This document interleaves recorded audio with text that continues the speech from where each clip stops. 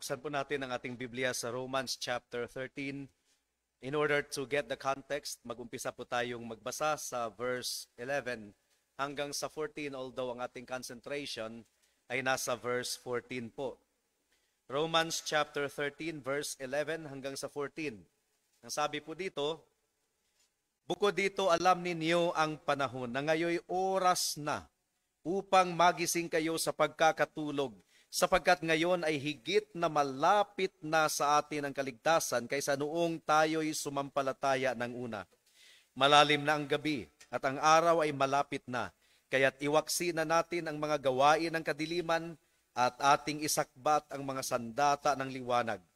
Lumakad tayo ng maayos, gaya ng sa araw, huwag sa kalayawan at paglalasing, huwag sa kalaswaan at kahalayan, huwag sa mga away at paninibugho, kundi isuot ninyo ang Panginoong Hesukristo at huwag ninyong paglaanan ang laman upang masunod ang mga pagnanasa nito. May the Lord bless the proclamation of His word this morning.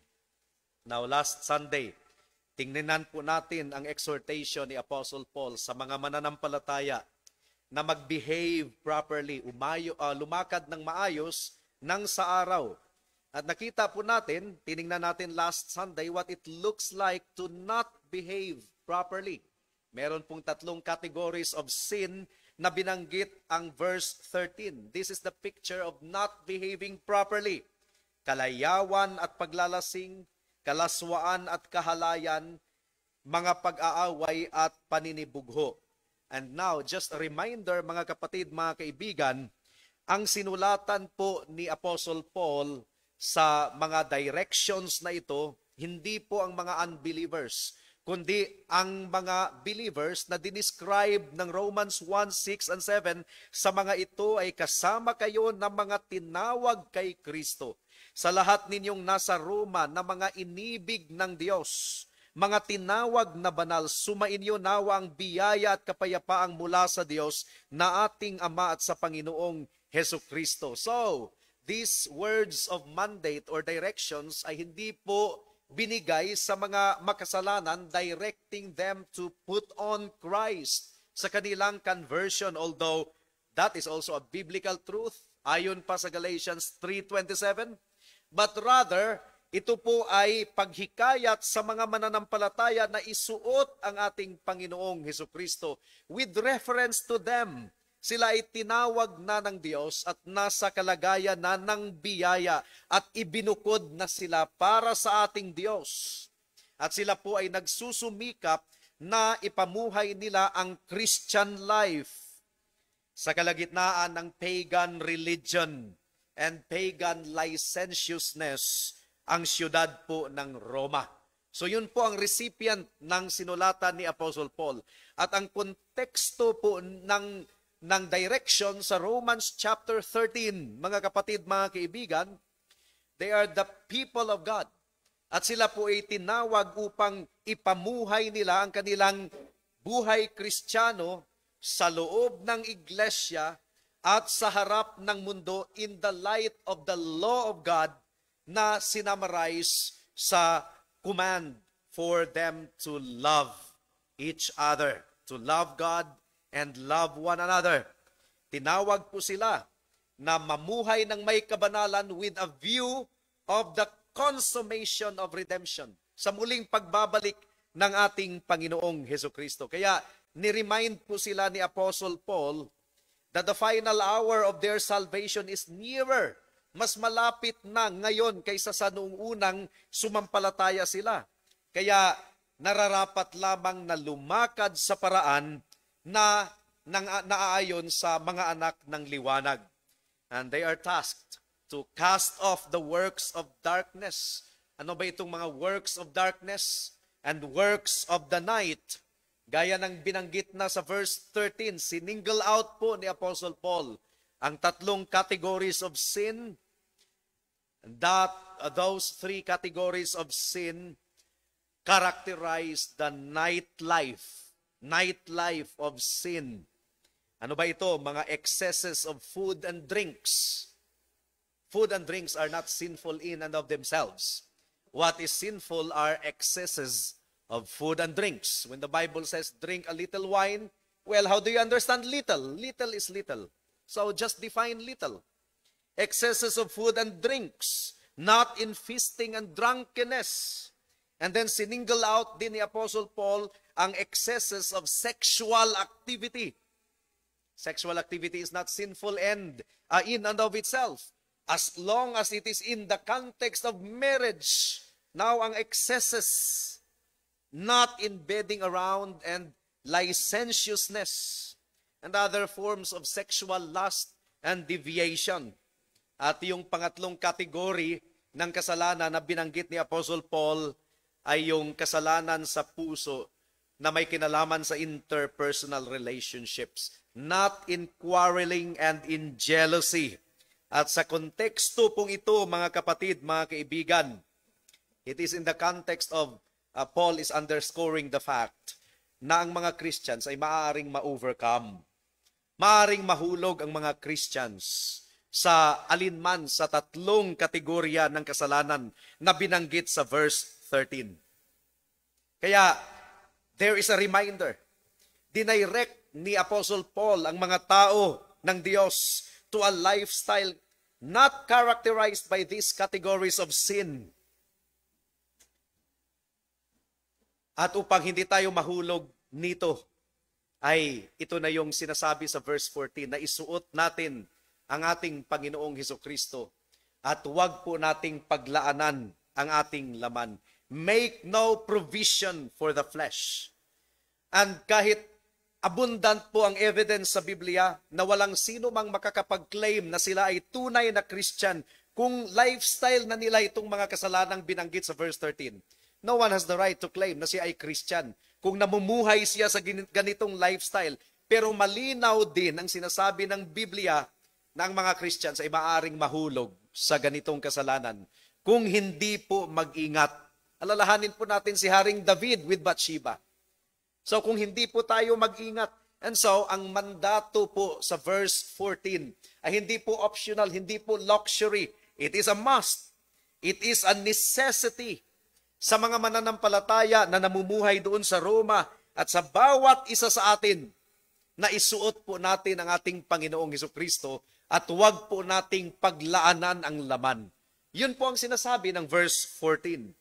At tayo man din ay namumuhay sa kalagitnaan ng ating Roma dito sa Pilipinas. Our society has become more corrupt, more degraded morally. Kaya kinakailangan po natin ang directive na binigay ni Pablo dito sa verse 14. So again, what does it look like to behave properly? Last Sunday, we meditated on the picture of not behaving properly. But what does it look like to behave properly? Ang isang mananampalataya na nagbe-behave properly ay seryoso sa pagsunod sa dalawang utos na ibinigay ng verse 14. They are two imperatives. One is positive and the other one is negative. Positively, put on the Lord Jesus Christ. It's an imperative. Utos ito sa Greek language. At negatively, do not make provision for the flesh to gratify its desires. So there are two imperatives dito sa verse 14. One is positive and the other is negative. They are two distinct gospel duties. And there is a significance in the order. Hindi pwedeng mabaliktad. Hindi pwedeng mauna yung negative na do not make provision for the flesh. Hindi. Dapat mauna talaga yung positive. Put on the Lord Jesus Christ. Isuot ang ating Panginoong Hesukristo. And then, secondly, huwag paglaanan ang laman upang tupdin ang mga pagnanasa nito. Hindi po pwedeng baliktarin. Hindi po natin masunod yung negative command kung hindi po natin masunod ang positive command na isuot po natin ang ating Panginoong Hesukristo at hindi rin po sila pwedeng paghiwalayin. In our battle against sin, in our fight against those three categories of sin na binanggit sa Romans chapter 13 verse 13, hindi pwedeng paghiwalayin ang positive command and negative command na ito sapagkat sa pamamagitan nitong dalawang utos na ito, magtatagumpay po tayo laban sa kasalanan. Pero dahil mahaba talaga ang verse 14, napaka-weighty, napaka-dense, mga kapatid, mga kaibigan, unahin po natin ang positive command sa linggong ito.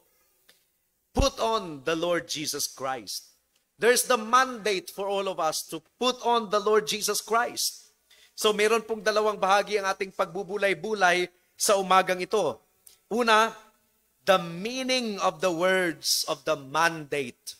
The meaning of the words of the mandate. At pangalawa, a working description of the mandate. In other words, papaano natin matupad ang mandato na ito na isuot natin ang ating Panginoong Hesukristo. Tayo po muna ay manalangin. O Lord, mabigat at mahirap ang pag-aaralan po namin sa umagang ito. Hindi ito nakabatay sa galing ng pastor na nagpapaliwanag, kundi sa kapangyarihan ng banal na Espiritu. Ang pinaka-purpose nito ay upang magtagumpay kami laban sa kasalanan. Sa gitna ng paganong lipunan na aming ginagalawan ngayon, hinihiling po namin, O Diyos, na maging seryoso kami sa pakikinig. Sino bang tunay na Christian ang ayaw magtagumpay laban sa kasalanan? At sino bang tunay na Christian ang hindi nakakaranas ng discouragement and depression dahil sa hindi na mabilang na pagkakataon sa aming buhay ay nahulog kami sa kasalanan? O Lord, naway ikiling po ng bawat isa ang aming pandinig upang maunawaan namin ang inyong salita at mailapat namin ito sa bawat isa sa amin, sa aming paglakad dito sa mundo. In Jesus' name we pray. Amen. The meaning of the words of the mandate in verse 14, kundi isuot ninyo ang Panginoong Hesukristo. Isuot ninyo ang Panginoong Hesukristo. Ang action po na ipinagawa ng Diyos sa atin ay isuot. Ano bang ibig sabihin ng put on? In the Greek language, ito ay common na salita na ginagamit sa pagbihis. Di ba ikaw ay nagbibihis ng damit? Mark chapter 1 verse 6, ito yung language that John the Baptist was clothed with camel's hair. So ordinary word for dressing. Mark chapter 15 verse 17, sinuutan nila si Kristo ng kulay ube na kapa nung siya ay nilitis at hinatulang mamatay. And this is also the language used sa Septuagint version of the Bible, Genesis 3:21, na ang ating Diyos ay lumikha ng damit para kay Adam and Eve at dinamitan ng Diyos si Adam and Eve. So, itong put on the Lord Jesus Christ, isuot ninyo si Hesukristo, it's a common word na ginagamit sa Biblia upang i-describe ang pagbibihis ng damit. But in the Bible, this word is also used figuratively. Clothe yourself with modesty. Or katulad ng Colossians chapter 3 verse 12, please turn there. This is the same language, Colossians 3:12. Putting on certain characteristics and attitude. Ang sabi po dito, put on then as God's chosen ones, holy and beloved. Ano ang isusuot natin? Compassionate hearts, kindness, humility, meekness, and patience. Itong mga graces na ito ay inihilin tulad ni Pablo sa isang aparador ng mga damit na kailangang isuot ng mga tao ng Diyos whenever we have fellowship with one another. Whenever we appear in each other's presence, tayo ay magsuot ng mga damit na ito. Kindness, patience, humility, meekness, compassionate heart, mga kapatid, mga kaibigan. At ang language din po ng Greek ay nagdadirect ng attention sa ating sarili. So it could be translated as put on for yourself. Meaning to say active. Aktibo talaga nating gagawin ito. Isuot natin para sa ating sarili ang ating Panginoong Hesukristo. That's the action commanded sa verse 13. Inihahalin tulad ito sa pagbibihis ng damit. Pangalawang mapansin po natin sa unang punto, sino po ang object ng action? Ang object po ng action. Sino ang ating isusuot? Well, kung isusuot ang pag-uusapan, ano dapat ang question? Ano ang ating isusuot? Damit. Pero, ang teksto po sa Romans 13:14, sino ang isusuot po ng lahat ng mga mananampalataya kung tayo ay magtatagumpay laban sa pornography, laban sa mga pita ng laman, laban sa tatlong categories of sin? Sino ang ating isusuot? Alam ni Pablo na napakalakas ng hatak ng kasalanan. Kaya tatlong designations ng ating Panginoong Hesukristo ay binanggit dito. Full-blown designation of the person and work of Jesus Christ ang kailangan nating isuot. Lord Jesus Christ. Isuot natin ang ating Panginoong Hesukristo sa ating pakikibaka laban sa kasalanan. Now, whenever ating mapansin sa Biblia itong full-blown title ng ating Panginoon na binanggit, dapat natin itong pansinin. Sapagkat meron pong mga passages ng Bible na ang binanggit lang ay Lord Jesus. Meron ding our Lord. Meron ding Christ lang. But here, in this very difficult struggle of the believers, ang binanggit talaga dito ay ang full-blown designation ng ating Panginoon, Lord Jesus Christ. Kumpleto. Complete designation. Ibig sabihin, hindi madaling kalaban ang kasalanan. Hindi po easy ang pakikibaka natin sa kasalanan. And that is why we have to put on the Lord Jesus Christ in all that He is. Full-blown title, full-blown designation, Lord Jesus Christ.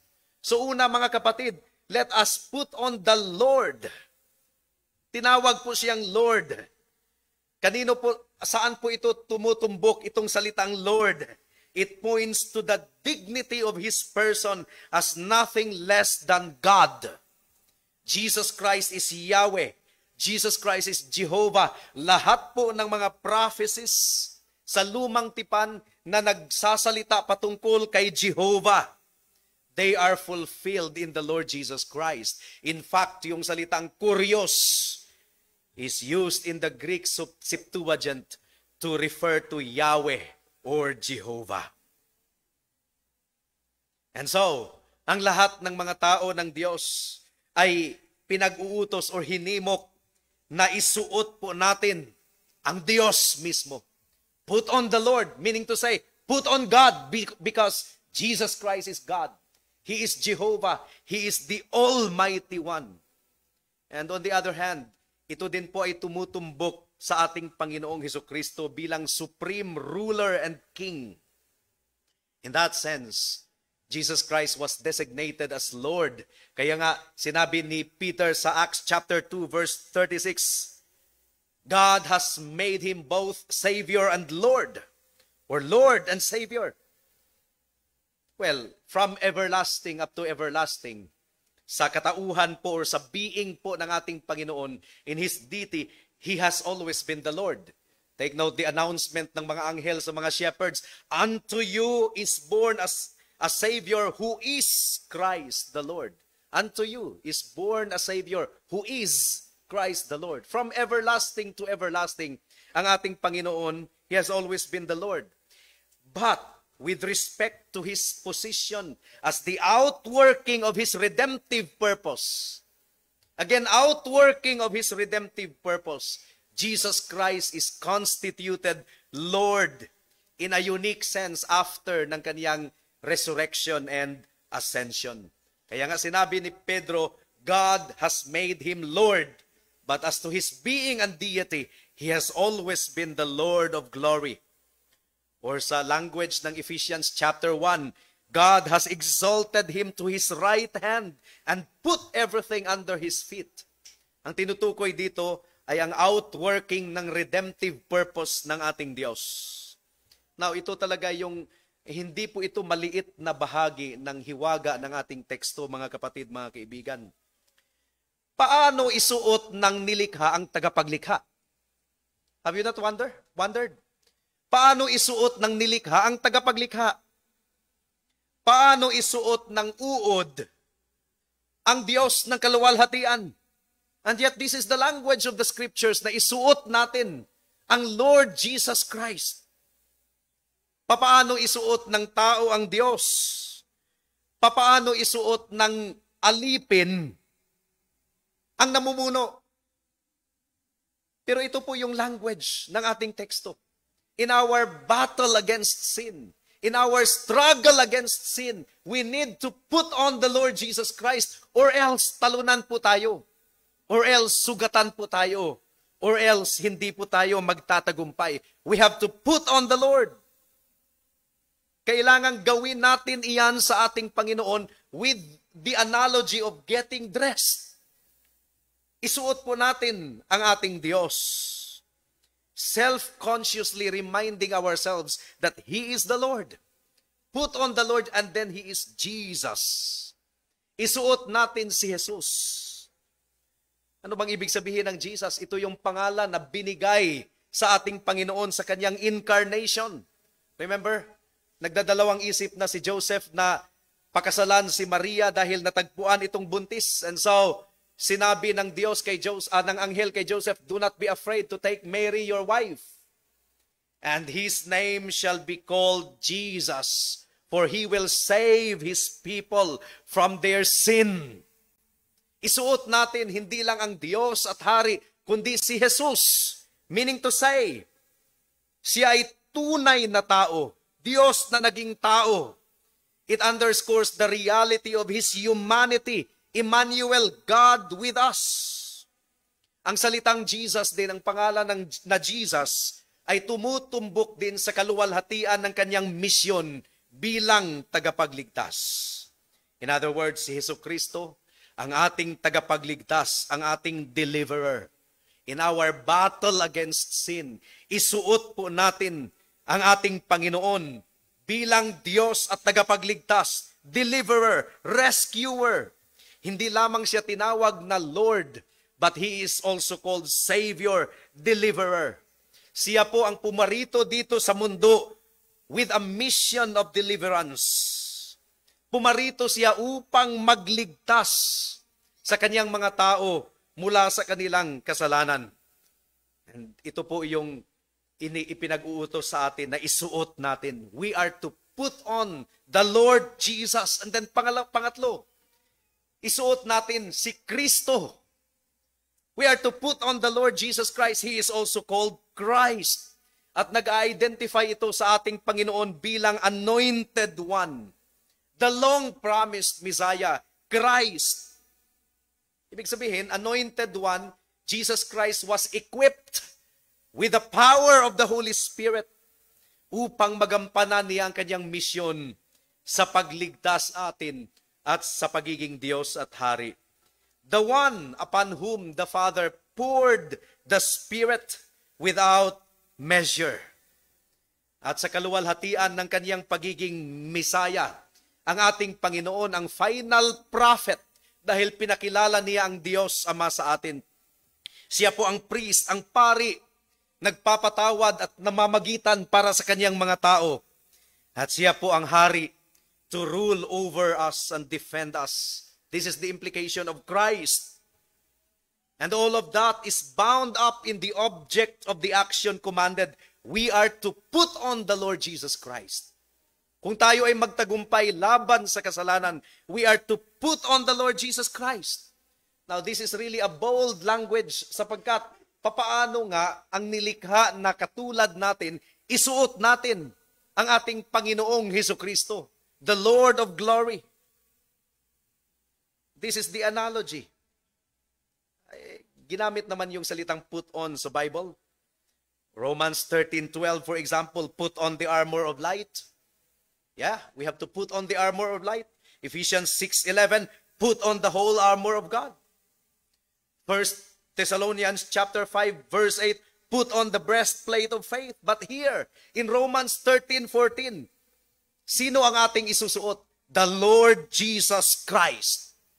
Full-blown title, full-blown designation. At saang konteksto? Sa pakikibaka ng mga Christians laban sa kasalanan. In other words, hindi maliit na kalaban ng kasalanan. Dapat lapatan ito ng full-blown designation of our Lord Jesus Christ. We have to immerse ourselves in the truth that Jesus Christ is Lord, Jesus and anointed one, Christ. Be transformed by the renewing of your mind. You see, the battle is in the mind. We have to put on the Lord Jesus Christ. The battle is in the mind. We have to remind ourselves. We have to remember that He is Lord. He is Jesus, Savior, Deliverer, and He is Christ. The battle with sin is so agonizing, and the people of God know that without exception. Kung hindi ka nakikibaka laban sa kasalanan, hindi ka Christian. Kung komportable ka sa kasalanan, hindi ka Christian. Kung ikaw ay nagkasala at parang wala lang, hindi ka Christian. Pero ang tunay na Christian, sapagkat meron na silang bagong puso, meron talagang katotohanan na nag-a-agonize ang kanilang kaluluwa. Dumadaing because of the ongoing battle with sin. And in particular, sa 3 categories of sin na binanggit ng Romans chapter 13, verse 13. In our battle against sin, we have to consciously take to ourselves the Lord Jesus Christ as our dress and as our armor. At wala po tayong paglago sa ating kabanalan at paglago sa ating pagtatagumpay kung hindi po natin ito constant practice. Para bang nandito ang Lord Jesus Christ in the fullness of His glory. He is right here. Put Him on. Isuot siya. All that He is. Lahat ng kung sino ang ating Panginoon in our struggle against sin, put on the Lord Jesus Christ. He is our power. He is our victory. Now, paano ba natin ito gagawin? 1 Peter chapter 4, verse 19. This is an analogy. This is a figurative language, obviously. Hindi ito literal language, although the language is literal. Common language for getting dressed. Yun ang language ng scriptures, but obviously, this is figurative. How is it done? Papaano natin isuot ang ating Panginoong Hesukristo in all that He is, full-blown title, full-blown designation in the context of spiritual warfare. 1 Peter 4:19. Ito ay ipagkatiwala natin ang ating sarili sa Kanya bilang Lord Jesus Christ. Ipagkatiwala natin, ibuhos natin ang ating sarili sa Kanya bilang Lord Jesus Christ. Kaya't ang mga nagdurusa ayon sa kalooban ng Diyos ay ipagkatiwala ang kanilang mga kaluluwa sa tapat na lumikha sa paggawa ng mabuti. Not vaguely, but definitely, and with purpose in view of each and every temptation. Sa lahat ng karanasan natin sa tukso, ipagkatiwala natin ang ating sarili sa Lord Jesus Christ. Minsan kapag merong mga school competition, tapos may representative, magpapa-audition. Wala talagang nagpa-audition eh. Merong nagpa-audition pero medyo masyadong walang believe ka sa nagpa-audition. Pero wala na talagang ibang nagpa-audition. So sige, wala nang time. Kinakailangang i-practice mo yan, i-train mo yung taong yan, and then ipagkatiwala mo na lang ang karangalan ng school sa performance niya. Gano'n naman talaga. Parang insecure ang coach kung talagang hindi niya masyadong kilala ito. Kasi in a short notice, siya lang talaga yung nag-express ng interest. So paano mo ipagkatiwala ang contest sa contestant na hindi ka masyadong bihasa? Di ba? Pero sa ating pakikibaka laban sa kasalanan, ipagkatiwala natin ang ating kaluluwa sa Lord Jesus Christ. Lord, Diyos, Hari, Jesus, Savior, Deliverer, Christ, Anointed One. The Holy Spirit was given unto Him without measure. So hindi ito vaguely but definitely. There is victory, mga kapatid, mga kaibigan, sa ating Panginoong Hesukristo. It is by living our life in the flesh, by faith in the Son of God. That is to say, in effect, by perpetually making use of the crucified and living Savior. Isa na sa Kanya ang banal na Espiritu by using Him as our living deliverer, our peace, and our power sa kalagitnaan ng tukso sa ating paligid, sa kalagitnaan ng paghahari ng kasalanan sa mundong ito. That's the first point. The definition of the mandate. The clear definition, the meaning of the words of the mandate. Pangalawang punto, mga kapatid, mga kaibigan, a working description of the mandate. Isuot natin ang ating Panginoong Hesukristo in the context of battle against sin, warfare against sin. How do you do it? How do you do it? Papaano ba natin ito gagawin? Ang opening chapters, chapter 1 hanggang sa chapter 11, sa totoo lang, they are an unfolding of the gracious saving acts of God with respect to needy sinners among Jews and Gentiles. Chapter 1 to chapter 11, they are the unfolding of the gracious saving acts of God. And in the light of the saving act ng ating Panginoon na inispell out sa first 11 chapters, patungkol sa kaawaan ng Diyos sa pamamagitan ng ating Panginoong Hesukristo. In the light of those truth and doctrine, sinabi po ni Apostle Paul sa atin, put on the Lord Jesus Christ and make no provision for the flesh. So, paano natin ito gagawin? I told you a while ago that the battle is in the mind. Kung kaharap mo na ang temptation, the battle is in the mind. You have to put on the Lord Jesus Christ. By the way, huwag mong harapin yung temptation, no? Takbuhan ang temptation. Talikuran ang temptation, hindi po harapin. Hindi po hinarap ni Joseph ang temptation. Do not confront sin. When you confront sin, ikaw ang matatalo niyan. Takbuhan ng kasalanan, just like what Jacob did with, Joseph did with the wife of Potiphar. The battle is in the mind. So, how do we put on the Lord Jesus Christ? In all of His glory and majesty, in light of His power, as God, as Savior and Deliverer, as the Anointed One. Unang-una, it means remembering and appropriating. Pag-alaala at paglalapat at taking to ourselves the privileges of our acceptance in Him. Alalahanin po natin at ilalapat natin sa ating sarili kung paano tayong tinanggap ng Diyos or paano tinanggap ng Diyos tayo sa kabila ng ating karumihan. Tinanggap niya tayo kay Kristo. Sa conflict natin with sin, kahit kasalanan ng gluttony, di ba binanggit sa verse 13? And drunkenness, kahit sa kasalanan ng bedding around and other forms of sexual deviations including pornography, kahit sa mga kasalanan na nagdi-destroy ng interpersonal relationship, jealousy and strife, we are to put on the Lord Jesus Christ. Ang ibig pong sabihin nito, alalahanin natin palagi at ilalapat natin kung papaanong tinanggap tayo ng Diyos kay Kristo. Naalala natin na sa sulat ni Pablo sa mga taga-Roma, diniscuss ang doctrine of justification by faith. Inaring ganap tayo sa pamamagitan ng pananampalataya. Romans chapter 8, pinahayag ni Apostle Paul that there is now no condemnation to those who are in Christ Jesus.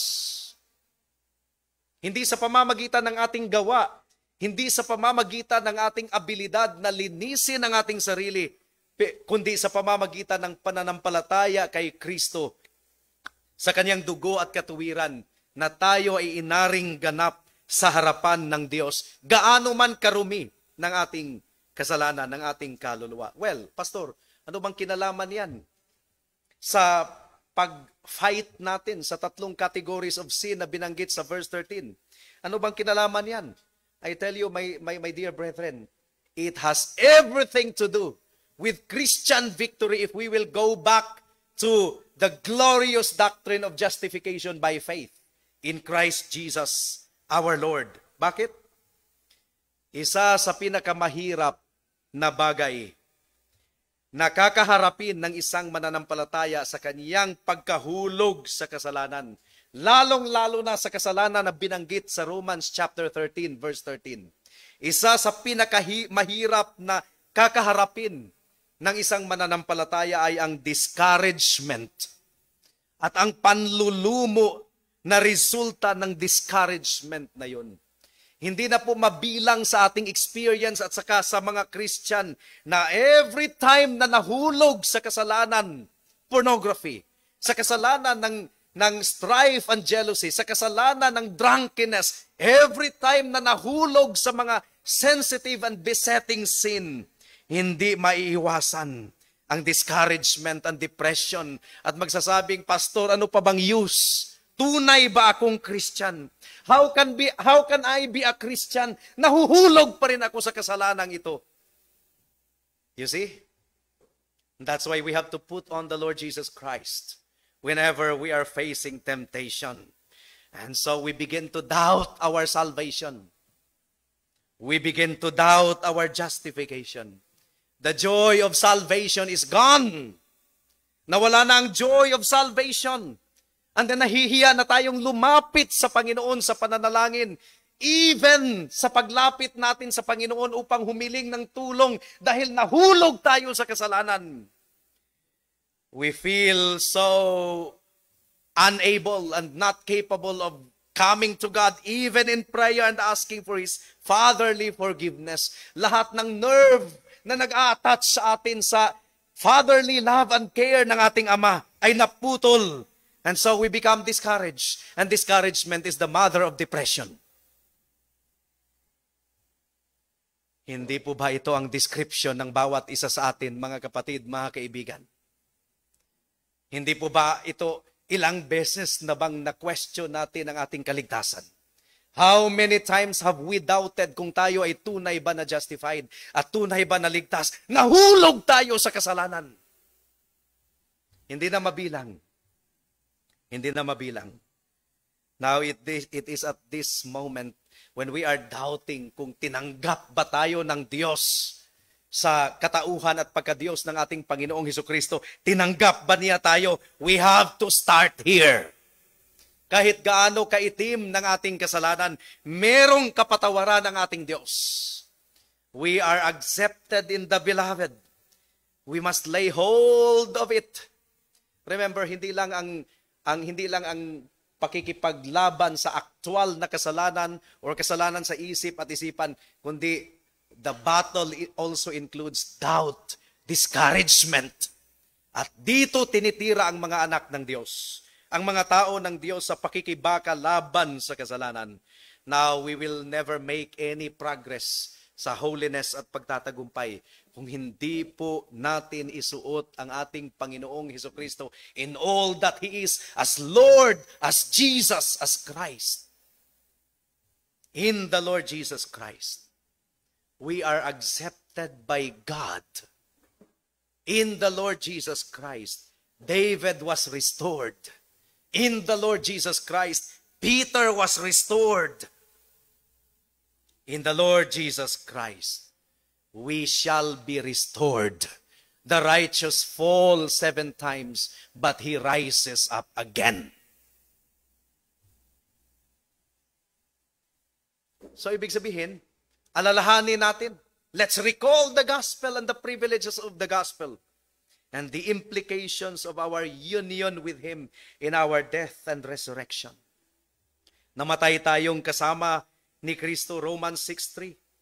Bumangon tayong muli kasama ng ating Panginoong Hesukristo. Ano ba ang sinasabi ni Pablo dito sa Romans chapter 6? Remember and appropriate and live and act in the light of that which derives from your union with Christ. At dahil ikaw ay merong pagkakaisa kay Kristo, nung siya ay namatay kang kasama niya. Nung siya ay nilibing kang kasama niya. Nung siya ay bumangon mula sa mga patay, ikaw din ay bumangon kasama niya. Put on the Lord Jesus Christ. Meaning to say, remember and appropriate the implications of your union with Christ sa kaniyang buhay at kamatayan. mang-aagaw ang kasalanan. Have you heard of the word usurper? Usurp? Ang kasalanan ay mang-aagaw. Kaya si Jesus ang ating Lord, ang ating Savior. Jesus is the Christ. He is the Master. He is the Lord. Gustong agawin ng kasalanan ang pwesto na yan, ang posisyon na yan. And so, lumalapit ang kasalanan sa atin in some form of passion or lust, temptation. Lumalapit ang kasalanan sa atin according to Romans chapter 13 verse 13. At ang sigaw ng kasalanan demanding our submission ay napakalakas to the point na mai-intimidate tayo dahil ramdam ng ating five sense organs ang dikta ng kasalanan.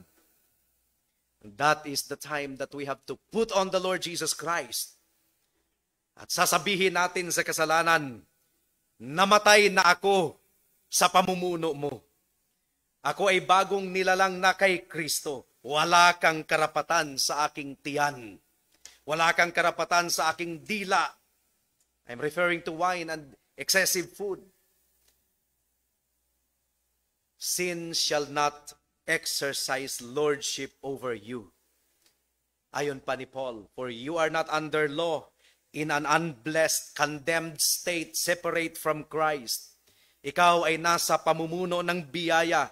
At kung ang mga makasalanang sexual passions ay nag-a-appeal sa laman mo, and you are tempted to bed around or to explore the internet, to indulge in licentiousness, mga kapatid na mga kabataan, licentiousness of any action or thought. And the appeal is so powerful kahit yung mga past associations of past temporal pleasures. Anong ibig sabihin yan? Past associations of past temporal pleasures. Mga innocent objects na nakikita mo at nakukonek mo sa karanasan in the past. And the pull is so strong. Ang hatak ng temptation ay napakalakas because sin is a usurper. Nagdidemand na i-present mo ang members of your body, i-present mo sa harapan ng korte ng kasalanan, and you will say, yes, boss, yes, master. Every time na darating sa iyo ang tukso ng kasalanan na nag-a-act as parang siya ang boss, remind him of who your true master is. Our true master is the Lord Jesus Christ. Remember, i-appropriate po natin ang implication ng ating pagkakaisa kay Kristo sa kanyang buhay at kamatayan. That's putting on the Lord Jesus Christ. Yun ang pagsuot sa kanya. Putting the Lord Jesus Christ on. Ano ba ang implication ng ating pagpapasakop sa kanya? Bilang Master, bilang Lord, bilang ating amo. Di ba sinasabi ni Pablo sa Romans chapter 14 that Jesus Christ is the one who died and rose again, that He might be the Lord both of the living and the dead. At dinidevelop po ni Paul yung argument na ito sa Romans chapter 14. When you judge your brother, kung hahatulan mo ang kapatid mo, you become his Lord. But you are not his Lord. Si Jesus ay namatay at si Jesus ay nabuhay muli. And Jesus is Lord. Ano bang ibig sabihin nito?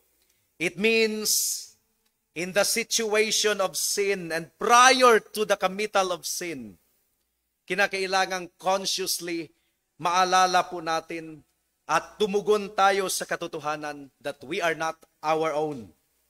Tayo ay binili sa isang malaking halaga. Ang nagmamayari sa atin ay ang ating tunay na master. Lahat ng meron tayo ay sa Kanya. Ibig sabihin, ang ating feelings ay hindi sa atin. My feelings are not mine to run out in jealousy and bitterness. That is why he who trusts in his feeling is a fool. Ginagawang sukatan ang feeling. But our feelings are not ours.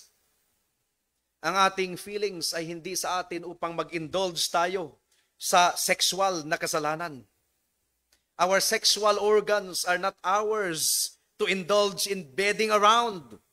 Ang ating mga mata ay hindi rin sa atin. Hindi tayo ang nagmamayari ng ating mata at magiging inlet ito ng mental adultery. Hindi tayo ang nagmamayari ng ating mata. Ang ating tiyan, hindi po tayo ang nagmamayari nito na atin itong punuin ng excess food and drink.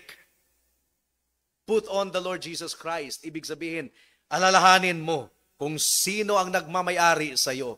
Put on the Lord Jesus Christ. In the concrete reality of what lordship means. Put on the Lord Jesus Christ. Alalahanin mo ang Lord Jesus Christ sa kanyang present activity. Ano ba ang present activity ng ating Panginoon? Siya po ay namamagitan para sa atin. Siya po ay nangako na hindi niya tayo iiwanan at pababayaan. That is the present activity of the Lord Jesus Christ. Put on the Lord Jesus Christ in His present activity. Ibig sabihin, alalahanin mo ang kasalukuyang ginagawa ng ating Panginoong Hesukristo ngayon. Siya po ay nananalangin para sa atin. Isinugo niya ang kanyang banal na espiritu upang sumama sa atin. Kung saan 2 or 3 ang nagkakatipon sa kanyang pangalan, andito ang ating Panginoon sa ating kalagitnaan. In other words, Christ is in us by His Spirit. Binigyan niya tayo ng spirit of regeneration. Binigyan niya tayo ng spirit of adoption. Sino ba ang ating Panginoon sa kasalukuyan? We are united with Him. Put on the Lord Jesus Christ. Ibig sabihin, ang realidad ng ating relationship with Him sa kasalukuyan. What is the relationship of our body to Christ? Our body is the temple of the Holy Spirit. Meron bang temple of the Holy Spirit na ipapagamit natin as instrument of sin, instrument of wickedness? To put on the Lord Jesus Christ is to accept the implications of that. Kaya nga sa liham ni Pablo sa 1 Corinthians, matindi yung argument. What fellowship has the temple of God with idols? Your body is the temple of the Holy Spirit. Ang mga members ng katawan mo na templo ng banal na Espiritu, dadalhin mo sa kandungan ng isang babaeng bayaran, prostitute. That's the argument of Paul sa 1 Corinthians. Ang banal na Espiritu na nananahan sa atin, dadalhin natin sa presensya ng prostitute, sa presensya ng mahahalay at malalaswang lugar. Our eyes na kabilang sa templo ng banal na Espiritu, magiging inlet sa kasalanan. That's the argument of the Apostle Paul. Meaning to say, when you fornicate, you take the Lord Jesus Christ with you because you are the temple of the Holy Spirit. You are bought with a price. That's a bold language mula kay Apostle Paul, mga kapatid, mga kaibigan. So, kung tayo po ay tinutukso na mahulog sa kasalanan, we will say, no, because I am united to Christ. I am united to Christ in all that He is. Christ is in me and I am in Him. Galatians 2:20, hindi na tayo ang namumuhay para sa ating sarili. I am crucified with Christ. Therefore, I no longer live. Jesus Christ now lives in me. At dadalhin mo siya sa isang lugar na pugad ng kasalanan. That's the implication of that, mga kapatid, mga kaibigan. I shall not make my Lord a part of such actions. At bilang application para sa mensahe sa umagang ito, I know na kulang pa rin ito. And may the Holy Spirit make us conscious at all times. At naway tumago sa ating mga puso ang realidad na ito. That in our battle with sin, yung sinasabi ng Hebrews chapter 12, fixing our eyes on Jesus, the author and finisher of our faith. Pero hindi lang Jesus, Lord Jesus Christ. The full designation of Christ. Ating titingnan, titigan natin ang ating Panginoong Hesukristo in our battle with sin. Because if we are not looking to Jesus, kanino tayo tumitingin? Sa ating self. Mahina tayo, hindi tayo malakas. So ano po ang mangyayari? Discouragement, panlulumo, despondency, pagdududa. But if we will look at the Lord Jesus Christ in all the splendor of His glory, who He is, the Lord Jesus Christ, we will run the race victoriously with Jesus Christ before us. He is the author and finisher of our faith. Now, ano yung mga essential means upang ma-fulfill natin ang mandate na ito to put on the Lord Jesus Christ? What are the essential means? Papaano natin ito i-practice? Well, first, tinalakay natin kanina sa Sunday School, kung isusuot natin ang ating Panginoong Hesukristo, there must be consistent, prayerful attendance upon the public means of grace.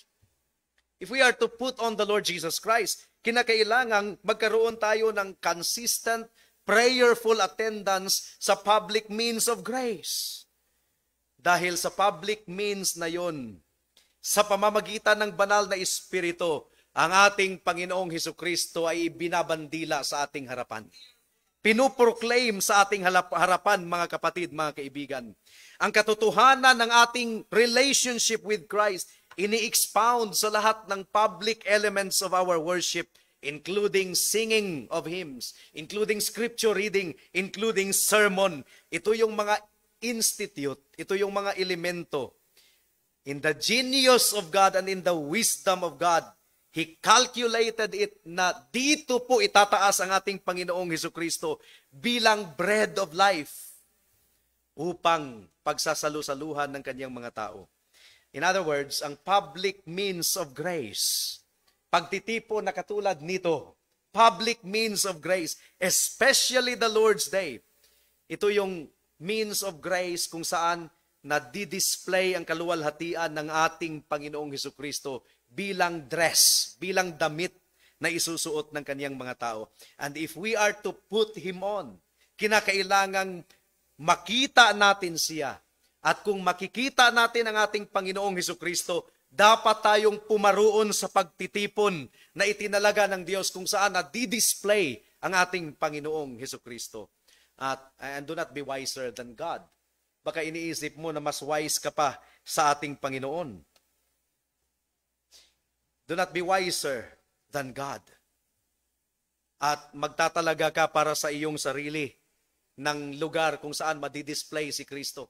Ang Diyos ang nagtalaga na sa public gathering, sa public fellowship, proclamation of the Word of God, itinalaga ng Diyos na doon po madidisplay ang ating Panginoong Hesukristo. In other words, ang humahamak sa public means of grace ay humahamak kay Kristo na dinidisplay ng public means na yun. Ulitin po natin, ang humahamak sa public means of grace ay humahamak sa ating Panginoong Hesukristo na dinidisplay ng public means na yun. At yun ang nakakalungkot dahil isa sa mga marka ng ating henerasyon ngayon, tatlo actually ang marka ng ating generation ngayon.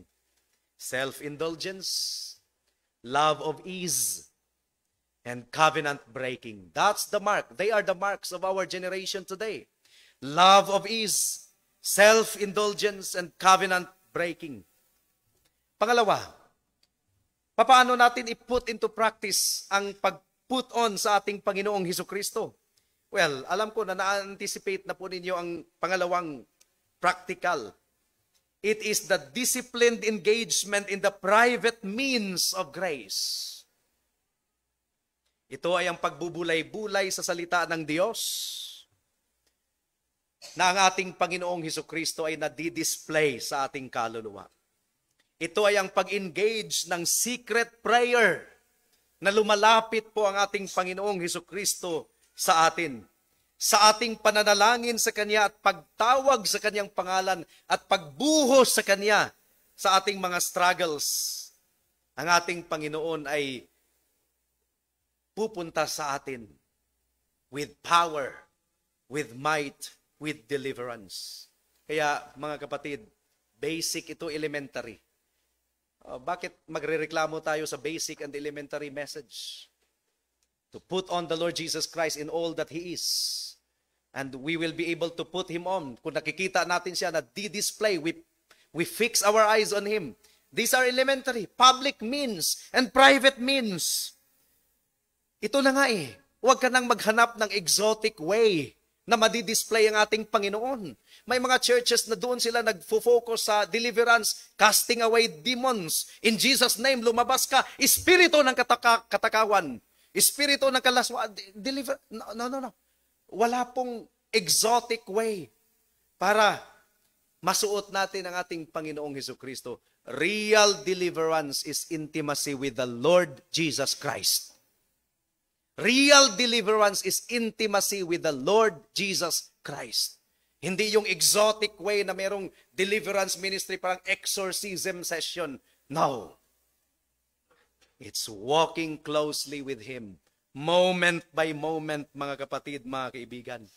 Hindi naman po tayo yung tipong dogmatic na, kung hindi ka nagbubuklat ng Biblia mo araw-araw, hindi ka Christian.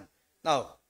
We are not dogmatic in saying na hindi ka Christian kung hindi ka nagbubuklat ng Biblia mo araw-araw. Pero magiging questionable. 2 linggo na ang nakalipas, not even 5 minutes of opening your Bible and meditating His Word. Not even 5 minutes of spending time alone with God. That is really questionable. That is really questionable kasi ang sinasabi po ng Biblia, you put on the Lord Jesus Christ, meaning to say, active role. Ikaw ang gagawa niyan. Hindi po ito passive. Yes, there is passive element. God is able to intervene. God is able to work in ways unknown to us. God is able to work secretly in the hearts and minds of people. Pero hindi ito let go and let God. Meron talagang active role on your part to put on the Lord Jesus Christ. We must be stirred up to every activity that God directs us to do. And we must do it. We must be proactive in planning for Lord's Day worship. We must be proactive in planning for Bible reading and meditation. We must be proactive in going to fellowships where the Lord Jesus Christ is exalted. Put on the Lord Jesus Christ, or in the language of 2 Timothy chapter 2 verse 22. Takbuhan ang kasalanan at habulin ang katuwiran kasama ng mga banal. Kasama ng mga banal. We are not in this battle alone. We are in this battle together as a church. Put on the Lord Jesus Christ in the context of public and private means of grace. At naway nakipag-usap ang salita ng Panginoon sa bawat isa sa atin sa umagang ito. Para sa mga kaibigan natin, do not think that the Christians are killjoy. Ibig sabihin, mga morbid, mga nagagalak sa kalungkutan. Ang tunay na kagalakan ay nasa katuwiran. There is no peace, says the Lord, for the wicked. Do not convince me that you are enjoying your life of sin and sexual promiscuity. Do not convince me na ikaw ay tunay na nag-i-enjoy. Hindi, magulo ang buhay mo. Tingnan mo ang katotohanan, kaibigan mo. Magulo ang buhay mo. Ang konsensya mo ay umuusig sa iyo. At alam mo na hindi ka handang mamatay dahil merong paghahatol pagkatapos ng kamatayan. Talikuran mo ang kasalanan, kaibigan. At lumapit ka sa ating Panginoong Hesukristo. Put on the Lord Jesus Christ in repentance and faith. And be His. Surrender your life to Him. Talikuran ang kasalanan at yakapin si Kristo bilang Diyos at tagapagligtas mo, kaibigan, at ikaw ay maligtas. Tayo ay manalangin. Salamat po, aming Panginoon, sa mensahe ninyo sa umagang ito. Mahirap na subject. Mahirap. Sugatan. Napapagod ang inyong mga tao. Hinihingal spiritually. But we have no other choice but to put on the Lord Jesus Christ. Satan just won't stop. After Satan tempted Jesus, he left him until the opportune time. There's a description, until the opportune time. When we feel that we are victorious against sin at this moment, we should not be relaxed. We should be on guard always because Satan is just studying to topple us down once again. He's looking for opportune time. And help us to constantly put on the Lord Jesus Christ in all the splendor of His glory and majesty, of His power and might, O God. because without you, we can do nothing. Salamat, O Diyos. Ito po ang aming samo at dalangin sa pangalan ni Jesus. Amen.